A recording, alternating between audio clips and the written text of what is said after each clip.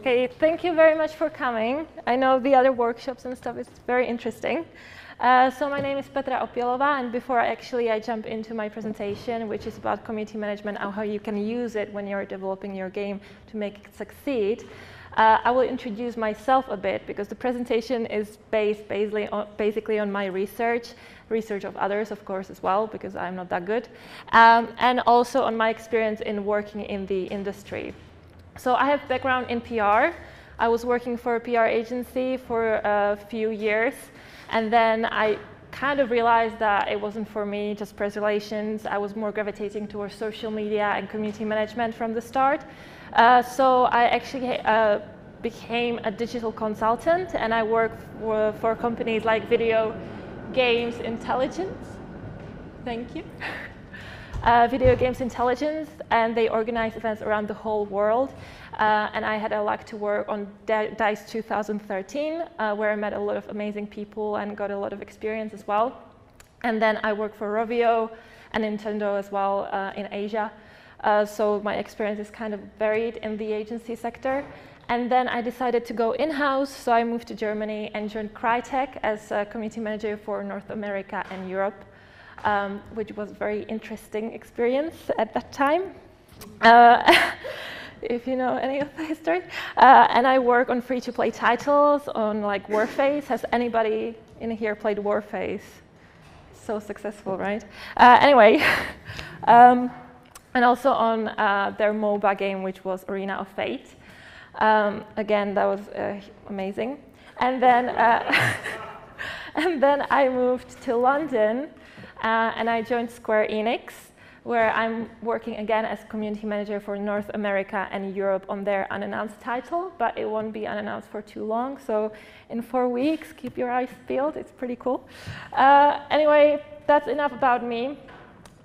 You can ask questions throughout the presentation. I'm not really picky about that. I don't have any flow that you can interrupt. So like, feel free to ask. And yeah. Let's dive into it. So, not your father's gaming industry, how to make your game succeed in today's crowded marketplace. It's quite a long title, but it kind of gives the direction of the presentation. So the first part is mostly about the industry and where it is at, and the second part is more practical, like giving you 5 steps in a nutshell what to do. So it's not that unpractical and boring. So first, let me explain what community management actually means, at least for me, because it's a very young discipline, and it's different things to different people still. So when I talk to my colleagues, or even in my experience, it's about 2 things mainly. The first one is about creating an environment, and the second one is creating an experience. So what do I mean by that? So creating an environment is that you create a place where people feel welcomed, safe, and motivated enough to engage with your audience or yourself, to give you feedback, to share their passion about your game or the gaming industry in general, and where they create connections that are meaningful. Creating an experience is not very similar, but it's similar in some ways. That you create something that is attached to your game, but at the same time it's individual and it's detached from your game. So what do I mean by that? We have a game, Life is Strange. Has anybody played it, seen it? Well, not played it, it's not out yet. But has anybody, maybe you have been at Eurogamer or something, I don't know. But has anybody heard of that? Oh my God, we're so good. Yeah? Yeah? Somebody? No? I like you. Anyway, yeah, it's still young, so we have a long time to improve it. Anyway, the game is about a girl who can rewind time, but that's not that important. She is going through normal teenager stuff, like bullying and abusive parents, drugs, all of those issues that everybody has experienced, right? And so you can take that from the game and create community by talking about these issues that are included in your game but are not they kind of expand over your game. And by doing that, you create emotional connections with your players that are so strong that even if you do something, people support you. And it's much stronger than just saying, yeah, here is a meme and have fun. So it's actually looking for something that people can relate to. So that's the experience. And the aim, of course, is to expand on that. But you shouldn't go after the numbers initially. You should go always after quality, because the numbers will just come with that. It's just out of interest, is anyone interested in being a community manager? Hands up. Oh yeah, cool. Is anybody interested in creating their own game, just on their own, in their living room, whatever? Okay, cool. So if you become a community manager, you will realize that you have to always prove that what you are doing is not just Facebook and Twitter. It's so much more than that.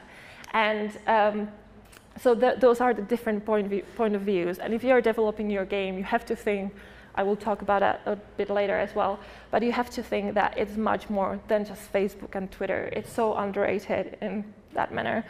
I actually was told in one company that will remain unnamed that I am a pacifier. So whenever a community is angry and crying, they just put me in, they will suck on me, and then they are happy for a while. So that's not the case either. And that takes us to the industry. So the industry has changed a lot because, of course, technology such as social media has changed the society as a whole. So for example, 10 years ago when playing Baldur's Gate, I wouldn't think of going to the developer and saying, oh, I don't like an Omen, I want more romance options, and please do that. And I would never expect them to say, oh, okay, let's do that. But now that's a common practice. When you actually don't do that, people get really pissed. So it's about being approachable and saying that people actually have a say in what you're doing because they're your customers. But at the same time, there is a balance between what you can do and what you want to do and what they want. So it's a balancing act. But you have to keep in mind that your target audience, whatever it is, because now it's much larger, can actually have very different habits in communicating than you do. So when you actually go into community management or have your own game, you have to do research, which I will talk about later as well. So good news, because of this amazing change, a lot of things are happening for you if you want to create games that enable you to do that.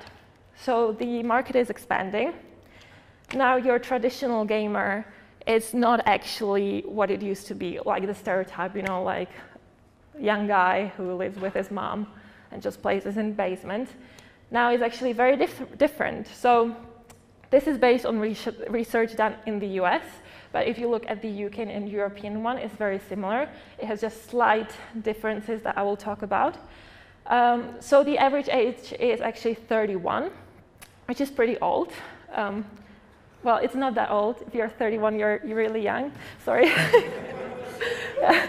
Yeah, it's not that, it's really young, yeah, but it's older than it used to be. Okay, sorry. But the gender split is pretty much 50-50 now, which is, I think, amazing because it gives you, it's not saying there are less guys playing, it's saying there are more girls playing, which is amazing because now you have a wider audience and you can have different games. This is just the playing split. The purchase split is actually pretty much 50-50. And the reason for that is that mothers usually make the purchase decision. So where there's family, the mother says, you can buy that. So you have to think of that when you are marketing your game and communicating your game. Because you can have a game that is targeted for like gameplay at a young child, but you have to market to the mother. So those are two different things. What is really amazing for me is that the number of female gamers aged 50 and more has increased by 32%. This is just in 2012 and 13. The trend is likely to continue, meaning that your grandma is playing. And again, you can create and you can market the game to her as well. The reason for this shift is because of mobile gaming. Mobile gaming is like a gateway drug to normal gaming, because every gaming is normal. But the proper gaming, PC gaming and console gaming and stuff like that. So actually there is a research, the large number of mobile players actually go into PC and console games as well, which again is amazing, because if you decide to have a PC game and then a version on a mobile, then you can capture a wider audience. Actually, big companies like Ubisoft do it with Assassin's Creed, so they have a mobile version and then, hey, play the PC game kind of thing. So yes, there are more ways. Also, more platforms, so that kind of goes with the mobile gaming as well. When you look at this, console is leading in the US. It's not leading in, for example, Poland, but it's leading in the UK as well. So depending where you want to go, I know that Canada is usually the testing country for games a lot. So the split is very similar, but now you can actually go cross-platform and again, capture a wider audience if you have the budget. Yes, you can earn a lot of money with this. So you can be a guy in, a living room or a girl, and you can earn a lot of money just by making a game that people want to play.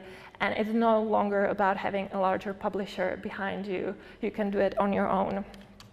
And also, there is more money in the market in general. This is research done globally. And the prediction is that it will become basically bigger than Hollywood. We can always hope.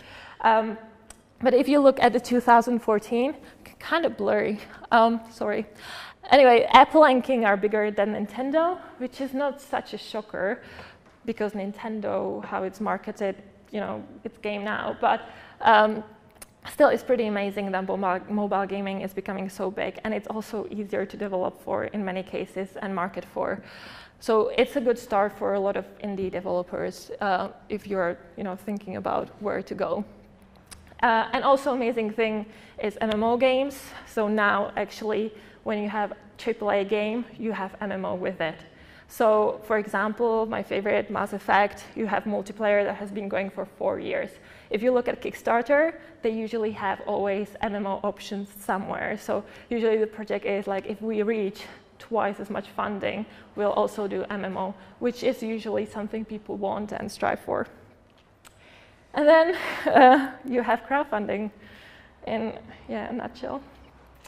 But every coin has two sides, so the good news is not always so good. The reason for that is because it's so hard to stand out. The number of releases on Steam in just 4 months of 2014 has been way more than in the 2013 alone. What does it mean? It means that when you release something on Steam, it's no longer visible for weeks and weeks. You usually have to have it promoted or something to stay up. When we had Warface promoted, it cost quite a lot of money, and when you're a small developer, it's kind of hard to do. And also, with the new layout, if you haven't noticed the Steam layout, it's even harder to find something new. They recommend you based on their algorithms, which are very clever, without any doubt, but still, it's very hard to discover something that's out of what people usually play. And when you look at Kickstarter, there are over 13,000 projects just for games, and less than 35% actually get funded, which is pretty scary, I think, in my eyes, because there are so many amazing games that don't get funded because they don't get discovered. Simple as that. Usually in the beginnings, it was because the layout or the pitch was very poor, and people were like, oh, we actually don't know if we can support this or not. But now, because people usually copy each other's information and layout, and it's pretty well done, now it's just because of not being able to stand out. So how? The practical side. Beautiful. So this is something I live by. So the better the execution, the less bullshit you have to deal with later, which is basically why you have to do research first. When you are creating your game, establish your identity, establish why it's unique, write it down on paper, write down the messaging and say, this is what my game is about, this is what message I want to get across. Staple it somewhere where you can see it all the time, and whatever you do, always look at it, because you need to have one identity, one narrative. You can't be all over the place. This leads to research. So you need to do your research, which starts from knowing who you are, so having the identity. Then you start the research. You look at your audience, so who would want to play your game? Now the audience is really big, so you can pick different people, look into research. Then you look at the platform that goes from the audience. We have the audience. From that, you see what habits they have platform-wise and communication-wise, and you choose the platforms. It's not about jumping on Facebook and Twitter when your grandma is not there. You have to choose different kinds of communication based on each audience. Then you choose the tonality, which means how you talk to people. Some teenagers have different ways of communication than somebody who is 30. Of course, there are similarities, but the habits can differ tremendously. And when you talk in the wrong way, people don't actually accept the message psychologically as well. Then you choose the content, which derives from the audience, from the platform that you have chosen, and from the tonality. What I don't really like is when people post the same thing on all the platforms. That's not what the platforms are about. They are very unique, and you need to understand how they work and use them to your advantage. And always, always collect data. When you start doing something online, always collect data. Facebook Insights, it's free, so use it. Google Analytics, and if you use Twitter, TweetStats, there are analytics for Snapchat, Instagram, everything, so there's no excuse why not to do it. And you can track what works and what doesn't work with your audience and invest energy into something that actually works. A lot of people just do it, and then they're like, oh, I spent hours on it. Like, how come it's not working? Well, because you are not doing it right, because you didn't do the research. You don't understand what you are doing. One size doesn't fit all, meaning that look into what other people are doing as well, but don't copycat just because you can. Think about your audiences, all the research you have, and how you can adapt that idea to your audience. Take 5 amazing ideas and create something even better for your audience. Then set it all up, all the platforms, all the amazing stuff, and get out there. Start talking about yourself, about your messages, who you are. So when people actually come to your social media sites or to your website, they have an idea of what you're talking about. There was a case actually in Square Enix, but we didn't manage it, so it's fine. I can talk about it. If you know Triad Wars, is actually sleeping dogs, kind of, yeah, yay. So they started with their social media campaign, and on their Facebook and Twitter, they were directing everybody there, but they didn't have anything. They didn't even, but they barely had logo. And when you came there, you were like, what's in here? Like, why should I like you? Why should I follow you when I have no idea what I will receive from you? So people actually didn't like anything. Although they clicked on we had from Google Analytics, they clicked on the Facebook and on the Twitter icons. They didn't follow up with liking or sharing or whatever because the page was empty. So make sure that when you start talking to people, that you have kind of like a base established.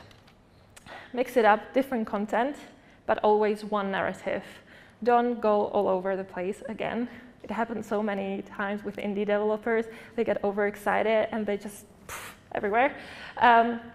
So there are different ways, Twitch, Reddit AMAs, pictures, video, dev diaries, there is so much, but always have the theme of your game in there.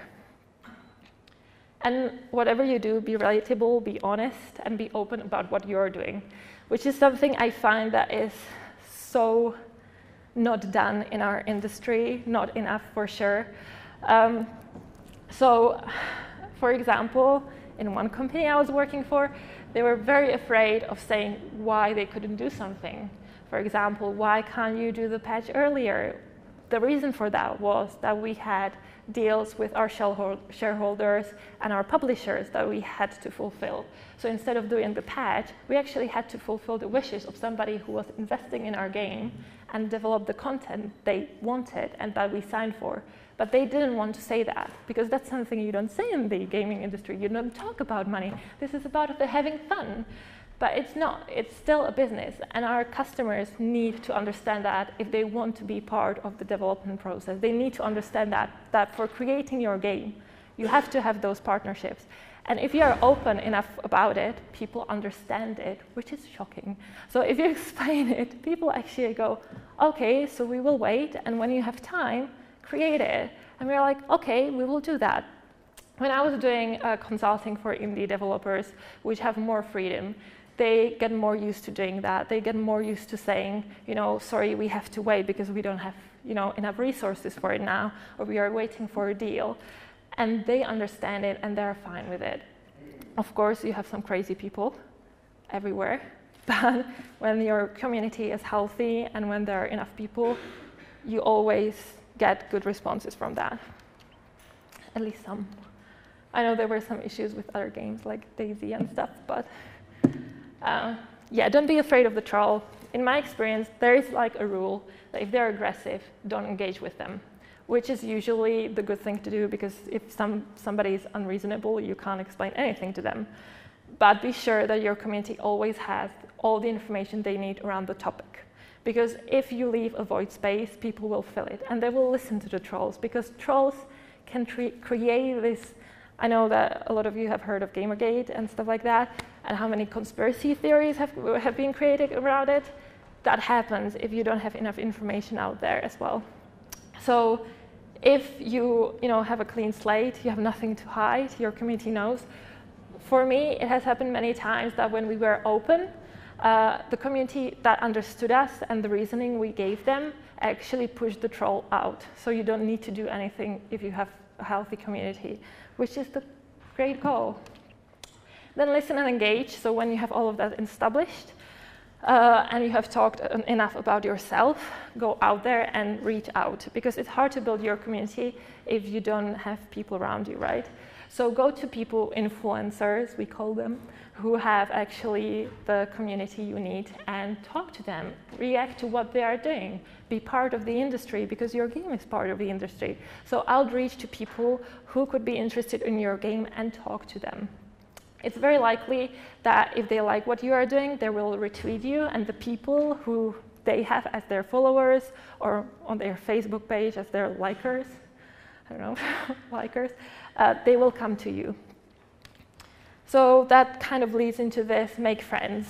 If you're on Kickstarter, it's amazing to make friends with other projects or other indie developers, because they help each other out in an amazing way.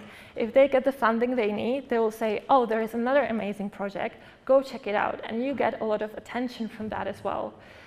When I talk to journalists, oh, Jesus, okay, 10 minutes, I will be quick. When you talk to journalists, it's very hard, because there have been claims that they blacklist people, not blackmail. I have never said that. Blacklist people, blacklist people, and that they don't respond to the emails. But the reason for that is because they get shitloads of emails. Like literally, they get so many emails, especially the good ones, and they are not able to respond to it all. They respond to about 8% to the amount of their emails. So it's really a low number. And if you don't have a good headline in the email, they just bin it because they don't have time for reading your whole email. It's sad, but it's the truth. But when you actually engage with them on social media, react to what they do, I shouldn't probably say that, but journalists are very narcissistic creatures in some way. They like to talk about their work. If you talk about their work, if you create friends like that, you will get the results you actually need. I hope there are no journalists in here. I am doomed. I have a lot of friends among journalists. Anyway, the same with YouTubers. Like PewDiePie has many emails. He usually responds to emails that are from big companies. Those are on his priority list because they usually have a lot of offers for him. And then he goes through it. But then he has fan mail and all of it, so it's very hard to go through it. Catch people's attention by doing something different. The latest thing that got out in Polygon, for example, was that one gaming studio created like a mock character of PewDiePie and sent it to him, and that caught his attention. So think of how you can actually tailor to different people and catch their attention. If they, again, just tweet about you, you can get a lot of followers and a lot of people interested in your game. which leads me to Square Enix Collective, which I'm here to promote. So Square Enix Collective is an initiative that is very young. It has been around for nearly 2 years now, so it's very, very young. And it's basically created for helping young developers to make their games successful in a nutshell. So how does it work? When you enter your project, you have your amazing idea and you think, yeah, that's the best idea ever. You go on the web page and you enter your project, and then we look at it and think, yeah, that's actually a pretty cool idea. And you go on to the second stage where you are accepted, and your project gets analyzed by a panel of professionals from the gaming industry who come from different developer studios and also from Square Enix. And they look at your game, they look at your pitch, and they say, okay, this is kind of amazing, but this is kind of off, and this could be better. And they work with you to actually perfect your game from the gaming perspective. Then when you go through that, you go to the next stage, which is feedback stage. And it's on the Square Enix Collective website, where we ask our community that we have what they think about your project and whether they would fund it if it was on Kickstarter or something. So from that, you get people's feedback, so your players' feedback, potentially. And they tell you, oh, this would be cool. It's actually pretty creative and pretty nice atmosphere in there, and you get a lot of stuff out of it. And then when you think, okay, my game is tweaked, I think it's ready to go, and you go on Kickstarter, for example, or you choose other platform, it depends on you. We help you to get the funding in a way that we send an email about your project to our email database, which is pretty big. It covers North America and Europe, and I think there are 900,000 emails or something on there. So it's a really huge, pool of contacts. They get the email, and then they usually go. We have analytics from how many people click on the newsletter and what they do on Kickstarter and stuff like that. So you usually get a huge pump of funding from that. And then if your funding is finished and you're like, oh, actually, I think that was enough, I don't want to work with you anymore, they're like, fine, fair enough. But if you do, then we will continue helping you and giving you advice. Of course, it's not so charitable as it seems. Nothing really is these days. So when you actually enter to work with us, yes, I will be very quick. When you enter to work with us, we take 5% of your exceeding funding. That's when you actually reach your funding and have extra money, we will take 5% of that.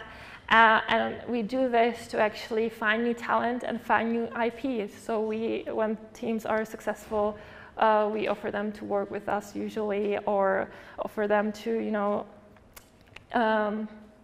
basically work with us. That's pretty much it. So if nothing works for some time, don't despair. Sometimes the start is slow, but if you keep working, you always get there. Thank you.